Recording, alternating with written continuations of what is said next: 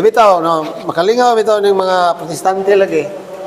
Mayo gani kay way nang utana adto bang sumala sa inyong record, di ba 325 AD, mao lang pag tudlo ana gideklara sa simbahan nga Dios Kristo.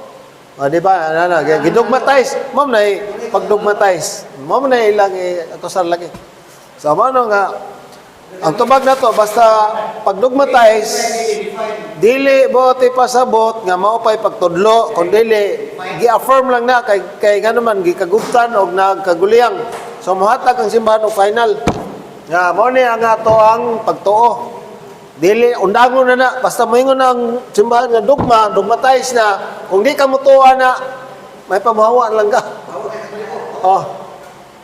Mo na meaning sa dogma. Pag dogma ganina, nya di ka mutuog yapon, sige po kag yaw-yaw. Ka, excommunicate ka. Mo na nga og mutuog ka ay nalang reklamo para manay kan. Okay. So katotanan nga mga tubag, sakto na to, no? So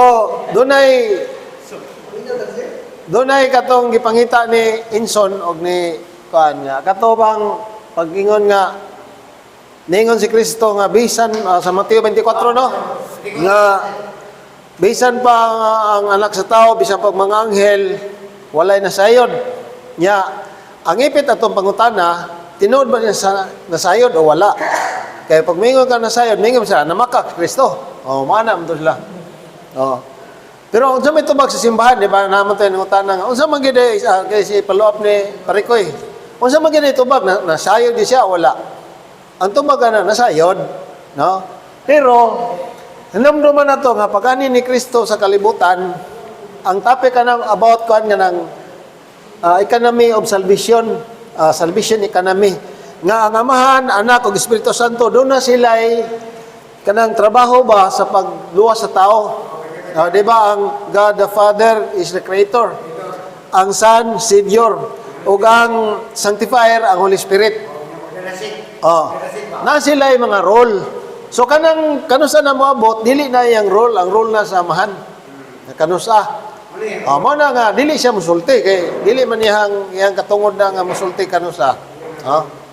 So, dili bote pasabot nga wala siya ni sulti, wala na siya kahibalo kay kung pareha tong ingon lagi nga nagtawag og Dios, dili na Dios, mao na tong magamit ang Hebrehanon 1:8. O kana pong maingon nga wa na kahibaw, dili na siya Dios, ang Amahan kay wa man pud kahibaw.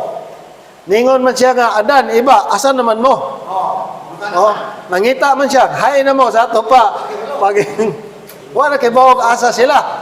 O nya ang Diyos, kaibalo mo sa tanan. Kanya, ang Amahan, ningon mo siya nga, asa naman mo, nga, wa naman mo na magpakita. Nagpasabot ba dahil nga, ang Amahan, wa kaibaw. Kaibalo siya. Manan itong mga tubag, no? So, napabaylain, marang wala naman siguro, kay, may naman itong